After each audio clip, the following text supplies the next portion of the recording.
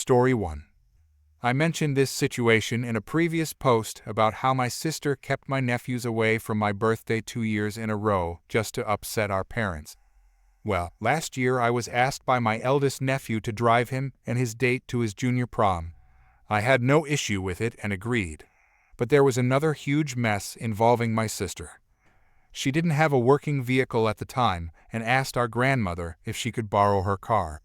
Our grandmother was initially hesitant because she's the kind of person who tends to see things through rose-tinted glasses. But her car is another matter entirely. She's had it for maybe 10 years, and it's been kept in almost immaculate condition the entire time. I've only driven it a couple of times myself, usually just to move it from one spot to another on the property. Honestly, I'm more comfortable behind the wheel of my grandfather's Ford F-250 than my grandmother's car because she's so meticulous about its upkeep. When my sister asked to borrow the car, my mother and our good aunt both warned my grandmother not to do it. The list of reasons why was more than enough to remove any lingering optimism. My grandmother later asked for my opinion, not realizing that my mother and aunt had already talked to her. I ended up echoing the exact same concerns. We all knew what would happen if my sister borrowed that car. She secretly drinks and drives, smokes while driving, leaves the engine running, while she sits and wastes gas drinking, smoking, and talking on the phone. She also tends to pile up old trash in the car. She might even smoke marijuana in it. There's no way she would keep a promise not to smoke in the car either, because she loves doing it there. It's one of her favorite places to smoke. The problem is, our grandmother has severe nasal allergies to both smoke and dust, and even the lingering smell from cigarettes can affect her. She can't even have scented candles in the house because it sets off her allergies when they're lit. Even when sober, my sister is a terrible driver because she drives too fast everywhere. Plus, she'd probably make it a nightmare for our grandmother just trying to get the car back, and by the time she would actually return it, the car likely wouldn't be in the same condition. If she did any damage to it, insurance wouldn't cover it either, since she's not listed on my grandmother's insurance policy. As soon as Grandma realized all of that, she texted my sister to let her know she couldn't lend her the car.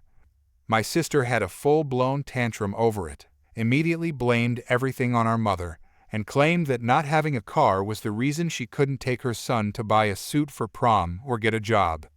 At the time, she was living only about 2 blocks from a main road, with 2 thrift stores nearby, several bus stops, a whole string of local businesses stretching for miles, and a large hypermarket just a couple of miles up the road. She didn't need a car, she just couldn't stand walking. If she was riding with me and I parked even a little too far from the store, she'd complain about it and try to get me to move the car closer. She's repeatedly made having a car the most important issue in her life, and by rough estimate, she's been through at least 10 cars in 20 years. She's ruined nearly every one she's ever owned. And don't even think about a bicycle. Her ex-husband once bought her a bike, and she rode it maybe twice before letting it rust away. The day I went to pick up my eldest nephew to take him to his junior prom, my sister also walked up to my window. She had on her old, "Please feel sorry for me" face, the one she used to manipulate me with, and said, "I'm sorry I kept the boys away on your birthday." I barely responded to her, and when she realized she wasn't going to get any sympathy from me, she trudged off. She used tears to manipulate me for years, but I'm not falling for that anymore.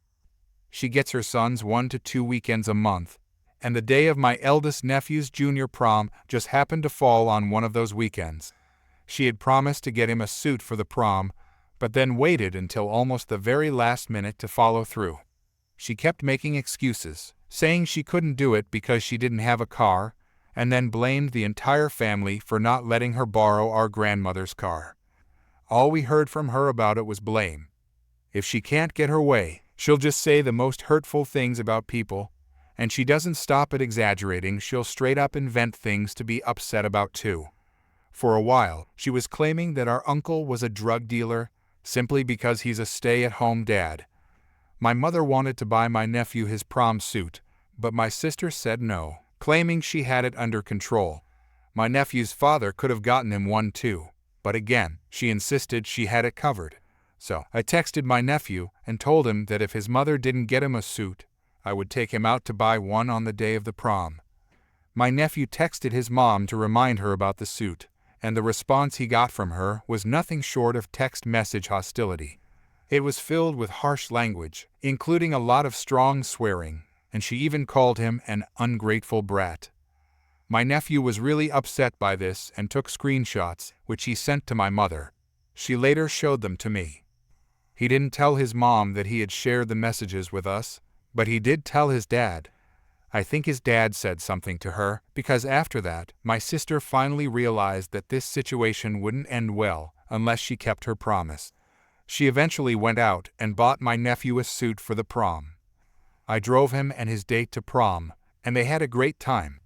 I basically spent 2.5 hours just walking around, but there was so much to see and do because the prom venue was held at the Aircraft Museum. Although it was after closing time, I still had a wonderful time. Even with the museum itself closed, there was plenty to look at just walking around and checking out the aircraft displays outside. You could also see quite a bit through the museum windows, including a really good view of the Spruce Goose. There were plenty of walking paths to explore, and even a playground area with a spiral staircase tower. I went all the way to the top to get a great view of everything. I managed to snap a few awesome pictures of the museum and of my nephew all dressed up, which I shared with the rest of the family. All in all, it was a good day and one I'm glad my sister wasn't able to ruin. Story 2. Around January 2020, my friend made a poor decision and bought a brand new car he couldn't afford. His insurance alone was around $400 a month, and he was only making about $10.25 an hour working as a shift supervisor at a fast food restaurant. His car payment came out to approximately $795 a month. Now, at $10.25 an hour and working roughly 30 hours a week, his weekly income was around $300, which added up to about $1,230 a month. So, yeah. My friend came to me for help because I used to sell cars and know the industry pretty well. I reviewed his paperwork. While the dealership did take advantage of him, my friend was mainly looking for a way to get out of the mess. Unfortunately, being taken advantage of isn't illegal. They had, of course, overcharged him for the warranty, gave him a higher annual percentage rate, added unnecessary extras, and so on. But none of that is technically illegal. I knew the only way we could undo the deal was if the dealership did something against the law. So, I looked at the finance application my friend had signed. It correctly listed his income, which immediately raised a red flag in my mind. No bank is going to approve someone for a $795 monthly car payment when they're only making $1,200 a month. It just doesn't make financial sense. I started searching through his paperwork for the finance application that the dealership had submitted to the bank. Often, when you fill out a finance application at a dealership, they will take your handwritten application and input it electronically. This is a common practice.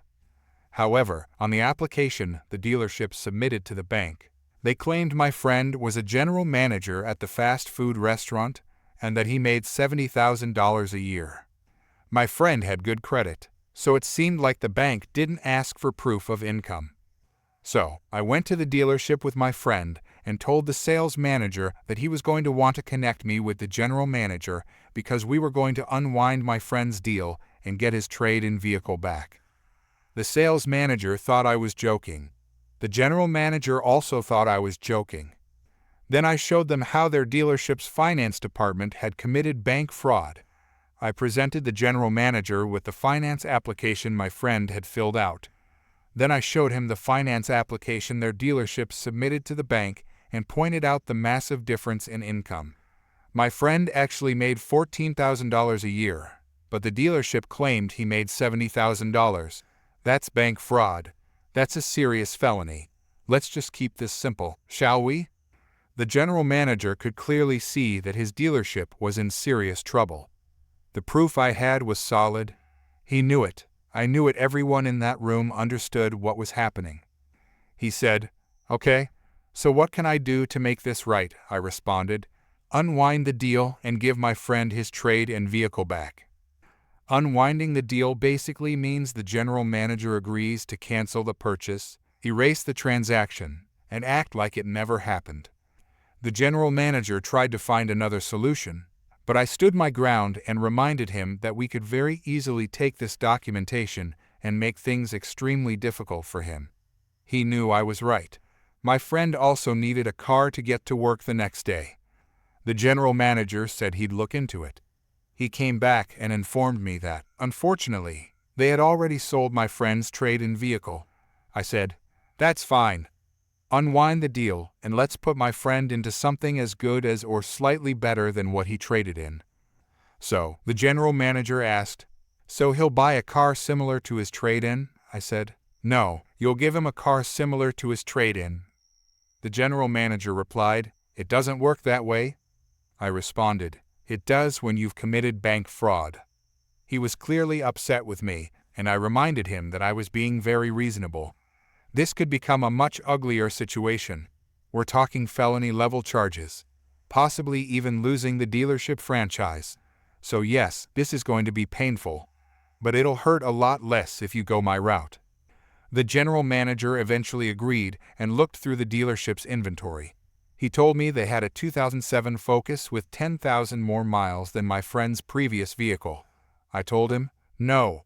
The car you give my friend needs to be equal to or better than the one he traded in." He countered, "I'm giving him a car for free."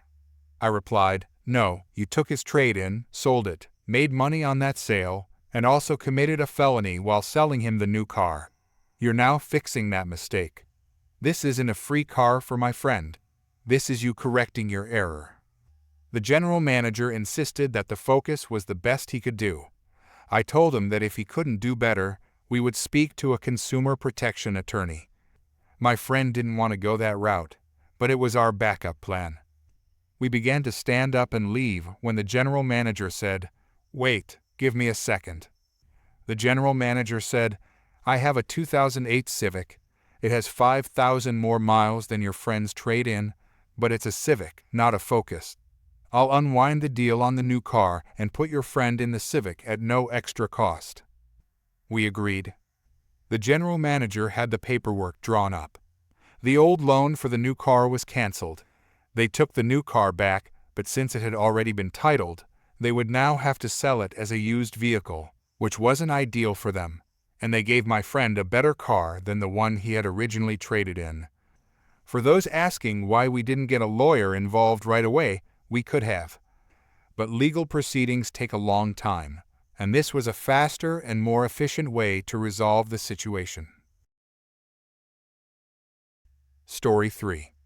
Sometimes I really hate the people of the state I'm born and raised in.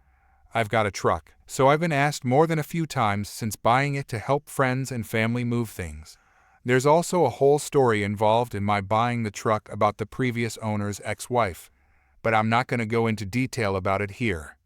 Anyway, last week the cousin of a friend, someone I'd only been acquainted with twice, suddenly asked for me for help moving stuff out of his old apartment and into his new apartment. He was physically disabled and needed a cane to walk. The friend of a friend told me his cousin was disabled from a bad spine injury around a decade prior and had finally gotten a Section 8 apartment. They kind of played up the fact that he was disabled to get my help, so I reluctantly agreed. But then the guy was actually offended when I said I'd only help if he paid me for my time and gas. I think he thought he could get my help free. But this was a guy that was a cousin to someone I'm not even close to, that was friends with someone I'm barely close to. Some of my other friends called this guy a total Gary. Not sure if that's some new meme or an inside joke. Don't really care either. But I'll use the name Gary just to make things easier. So I helped Gary to move after he agreed to pay me. But he acted completely butthurt when I refused to help unless he paid me in advance. I'm not dumb.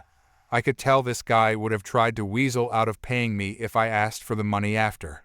So he begrudgingly gave me $100 cash for 2 trips of getting his stuff out of storage and to his new apartment.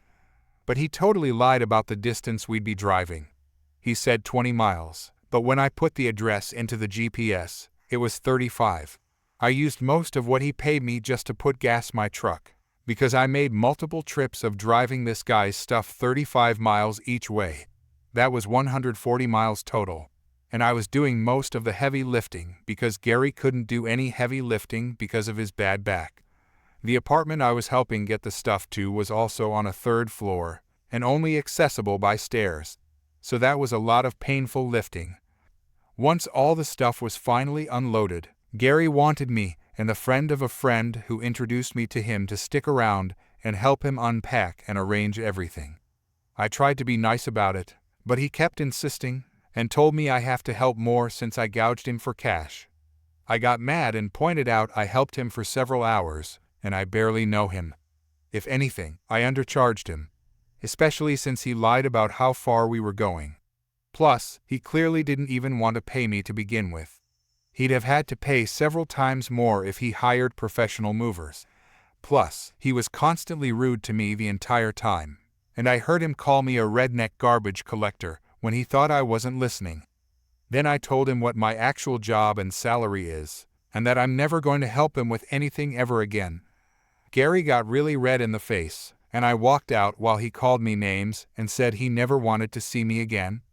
I said back the feeling was pretty mutual, and now that he's so far away, I'm probably not going to be seeing him again anytime soon, which I'm thankful for. I've also told my other friends about this, and they all agree Gary was out of line. And the friend of a friend who put me up to all that hasn't even messaged me to apologize. I was incredibly mad after leaving, and decided I was going to get some beer and just go home and get drunk. I stopped at a gas station, got the beer, and then noticed a taco truck down the street. So I parked at the taco truck, ordered the biggest overpriced burrito they had, and then sat in their waiting area. As I was sitting there, I noticed some random guy in a plaid shirt just casually stroll up to my truck and reach in through the window. He snagged my 6-pack of beer and started to just walk away casually with it. But I yelled at him to put the beer back. He stopped and looked at me like a deer in headlights, then tried to act innocent and claim he was just walking home with his beer. I remarked I'm the owner of the truck, he just stole that beer out of it and I just watched him do it. Then I said to put the beer back before started calling the police. He actually complained that it was just a 6-pack of beer, and I could easily go buy another one. I told him it didn't matter what it was, he was a thief, and an entitled one at that. And to put the damn beer back before I got mad. He dropped the beer back on my seat from the window, then gave me the finger before leaving. Someone nearby remarked the thief was a local homeless drug addict who acts like that to everyone, and he'd gotten his ass kicked a few times in similar incidents. I immediately closed the windows and locked the doors on my truck, and then got my burrito and scarfed it down. I should have been surprised to deal with 2 really entitled people in one day, but frankly I'm just not anymore. Also, I'll never be getting food from that place again, because that burrito somehow wrecked my insides, and normally I can handle eating whatever, but I was in and out of the bathroom all night. Story 4. When my daughter was 11, the only thing she wanted for her birthday was some heavy-duty rope so she and her brother could play in the woods with it and do things like make tree swings. My husband and I went to Home Depot and bought her something like 15 feet of rope that ended up costing about $1.50. We wanted her to have some nice rope. It was an unusual thing for a little girl to ask for her birthday, but we wanted her to be able to use it the way she was imagining. So we didn't mind spending more than we'd expected getting this rope. At the time, we lived in this enormous planned community that had hundreds of acres of natural areas and parks filled with big, old live oaks, so plenty of trees for everyone in the community to enjoy in whatever way they pleased. One day my daughter, our son, and 2 friends of theirs took the rope to a nearby park and looped it around some tree branches to swing off of. They were minding their own business in the park when this little boy of about 4 approached them, watching them swing. They asked if he wanted to try, but he said his mom wouldn't let him. They said okay and went back to swinging. Pretty soon the little boy's mom came over and told them they needed to untie the rope and leave the park, because her son was too young to swing, and it wasn't fair that he had to watch them have fun while he couldn't. Now, for safety's sake, I had trained my kids that they didn't have to do anything that a strange adult told them to do. And if a stranger asked them to do anything, they should give the adult my phone number and tell them to call me, which is what my daughter did. The entitled mom snorted and said, "I don't need to talk to your mother." She then walked back to where she and some other mothers had been having a picnic and got a small knife. Then came back and cut my daughter's rope off the tree. My children were terrified that this wacky lady came at them with a knife and cut the rope and came flying home on their bikes, extremely upset. When they told me the story, I was so mad. I'd been in a car wreck a few weeks prior and had a broken pelvis. I was just to the point where I was able to walk okay using a walker. But I wasn't supposed to be driving yet, but I was so angry I put my walker in my van and drove to the park, looking for the woman my children had described. She was still there and was very smug and not at all sorry. I introduced myself and told her I was the mother of the kids with the rope. She told me the same story my kids had, and admitted she had cut the rope because her son wasn't old enough to swing. I was astounded. I believed what my kids were saying to me, but I'd assumed the mother would spin it that she was worried that my kids were hurting the tree or something. I told her, "You're going to need to pay for that rope you destroyed. That was my daughter's birthday present, and you had no right to cut it." She said, "I don't think so. I'm not paying for anything." I wasn't sure what to do at this point, but I asked her for her name and address, and she stupidly gave it to me. She kind of laughed and said, "Sure, I'll give you my name. I've got nothing to hide." I hobbled back to my van and went home, seething with anger.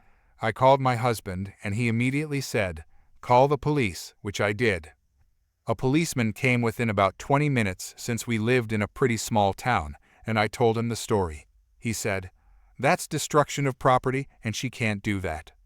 She lived within walking distance of my house, so he drove up there to talk to her and was back within a few minutes saying, "She says she'll pay for the rope now, or you can press charges and I'll arrest her. It's your choice."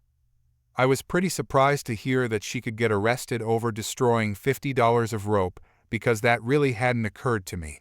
I thought maybe she'd get a ticket or something. When it comes to my kids, I'm a mother tiger, and by this point I wanted this lady to spend a few hours in the county jail, but I didn't want to be unreasonably vindictive either.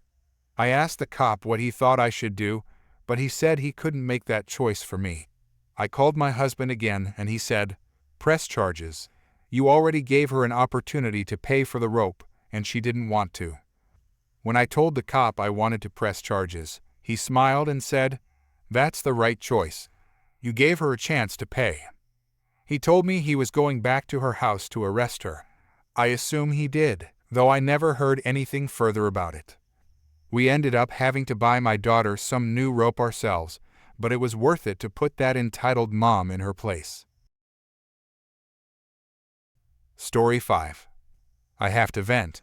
I'm so done with my HOA. So I followed this subreddit years before I bought my house. Seeing all the horror stories made me absolutely terrified to buy in an HOA neighborhood. So when I set out to buy my house, I said, "No way do I want to live in an HOA." Turns out in my city, that's not an option. Every single house for sale in the area I wanted to live in had an HOA. Living elsewhere would double my commute, so I sighed and accepted my fate. After all, how bad could it be? The house I ended up buying was the best one out of all that I had looked at. The neighborhood was a little run down, so I was surprised to read through the HOA rules and saw how many were violated. It was clear that despite the HOA's existence, they didn't care to enforce the rules. That actually made me feel pretty good, knowing I wasn't going to have some Karen up my business for accidentally leaving my trash out past 6 p.m. the next day.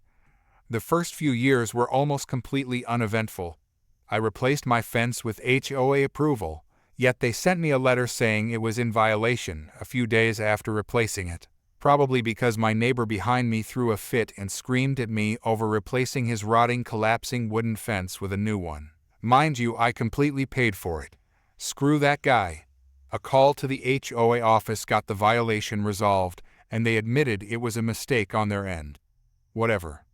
In short, I always made sure to get a CC approval whenever I did work on the outside of the house, just to make sure I didn't end up on the wrong side of the HOA, and because, well, I was required to. Then 2020 happened, and a new board and manager took over.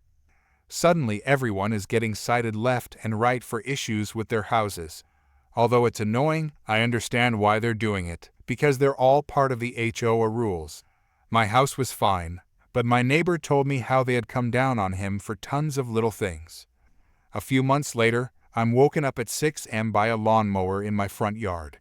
Very confused, I call the HOA and ask why the hell someone is mowing and edging a section of my grass.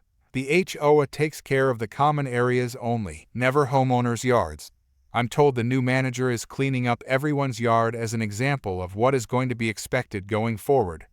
I had mowed a week prior, so it did not need mowing, and they had set their mower to the lowest setting and absolutely butchered my grass. I was angry, but what could I do? I couldn't complain at a meeting because, during 2020, they didn't hold a single meeting. Not one. Not even the annual required meeting where we vote for new board members. Why? COVID makes it too dangerous, ignoring the fact that Zoom exists, I guess. This year has been insane. A homeowner sued the HOA for not holding a meeting last year and holding the previous election improperly.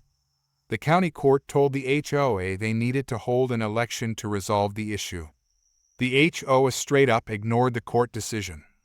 The homeowner again took the issue to the state, where they once again told them to follow the rules. This cost the homeowner over $60,000 in legal fees and the HOA nearly $150,000 in legal fees. Did I mention the HOA is already $30,000 over budget for 2021 alone? In the last year, they've built a ton of new amenities within the community without budget approval, and we're getting word now that they're adding a fountain to the community pond, despite homeowners voting against it years ago, and of course not even having a vote for it this time around. So due to the state court ruling, they are finally holding the election for all 9 open board positions. Except conveniently, they only let 9 people be on the ballot. More than double that applied to be on the ballot. Who decided would be on the ballot? A member of the current board. Who's on the ballot? Half of the current board, and the other half that is fighting against the manager and being ignored were conveniently left off the ballot. All the while I've had letters left on my door from the current manager, saying that anyone complaining about the new management is a whiny child, and that you shouldn't believe anyone that disagrees with them. Don't I just love having my HOA fees spent for a manager to complain to me why he's not a bad person? The icing on the cake was being cited for an issue with my trees in my front yard being overgrown. I'll admit, it did have a few dead branches that needed to be trimmed, so I handled it and moved on. After speaking with my neighbors, they got hit with the same issue too. The problem is, there's someone a block behind me with the exact same type of tree that has 3 times the amount of dead branches on it. And right at this exact minute, it's still the same way. Why doesn't he get cited? I wonder if they're friends with someone on the board. The manager, by the way, managers are supposed to be homeowners here. This guy doesn't own a single property in the neighborhood, has sued homeowners in another development for leaving bad Google reviews. He was so terrible that another community banded together to force the board to remove him as manager.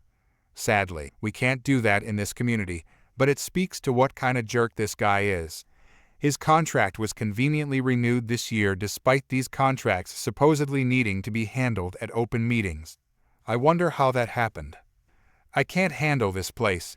It would be so easy to sell right now, but with rent being astronomical, it's literally cheaper to stay here and deal with it. I'll be voting in the next election and praying that we can get some sanity back to the board. But man, I wish I trusted my gut and moved somewhere without an HOA. I thought a tyrant HOA would never happen to me, and I was wrong. Story 6. When my dad was still in the military, he was in charge of a group of soldiers. One of them was a female who he said probably had mental issues. He has no idea how she even got in, but she did. This female soldier befriended another soldier. Because of her issues, she trusted him without question very quickly. Eventually, she trusted him to drive her car and get some money out of the ATM for her. This guy took her car, completely emptied her account, and then went AWOL, absent without leave. Now this girl was about to leave the army due to her issues, and that money was all she had to help her once she was out. So she was devastated. They eventually found the guy, and he was brought before my dad since my dad was his superior officer. Now I'm not entirely sure why, but they wouldn't just straight up arrest him and send him to fill sandbags in the Texas heat at the base's jail. My dad said something about the legal process takes a while for a Chapter 10 or something like that. In other words, the civilian police couldn't arrest him since he was under military jurisdiction, and the military couldn't do anything because it was being investigated or processed. So anyway, my dad couldn't find a way to send him to the jail. And this guy is all cocky like, I don't regret it one bit. She's just stupid for letting me have access. Not my fault she's stupid, etc., etc. My dad was looking for any way to punish this guy until he found out the most borderline illegal thing he could. He ended up going to the guy, still sitting there with this smirk on his face, and my dad said, well, since you don't show any remorse and I can't send you to fill up sandbags, here's what you're gonna do. I got a job for you. Your job is to sit in this tiny room and make sure the paint doesn't peel. No one could talk to him. He would leave to eat. He ate in an isolated room facing the corner, and to go to the bathroom. That was it. Also, my dad was only required to give him 4 hours of sleep, so he could leave the room at midnight and at 4 in the morning. He was woken up to make sure that paint didn't peel. My dad even decided to have some fun with him. One day he went in and said, I feel like being nice today. I'm gonna let you read today's paper. The guy was overjoyed at the prospect of getting to read the newspaper. All he had done was stare at a wall and didn't even know what was going on in the outside world. Right as he started to read, my dad took it away immediately and said, actually, never mind, you're stupid. Can't believe you trusted me. Then left again. After a few days, the guy couldn't take it. He called his attorney and begged for him to find a way to send him to the base's jail so he could fill sandbags instead of staring at a wall, making sure the paint doesn't peel. But the attorney couldn't find a way to make it happen. Eventually, they were able to discharge him from the army. My dad's second-in-command had to escort him to the front gate to officially release him. What the guy didn't know was that the civilian police were finally able to get a warrant for his arrest for stealing that poor girl's money. So the whole drive, this cocky guy is like, yup, soon I'll be out and I can tell you how I feel about you, yada yada, and the second-in-command is like, yup, you can say whatever you want. When they got to the gate, they released him, and the second-in-command was like, well, you're out of the army now. You can say whatever you want. The guy opens his mouth to speak, but the second-in-command goes, wait, just one more thing. Gentlemen, this is the man. And the 2 civilian cops who had been waiting out front immediately put him in cuffs. My dad's second-in-command leaned into the guy's face and said, have a nice day. Then laughed at him and left while the guy's mouth was hanging open and was shocked as heck.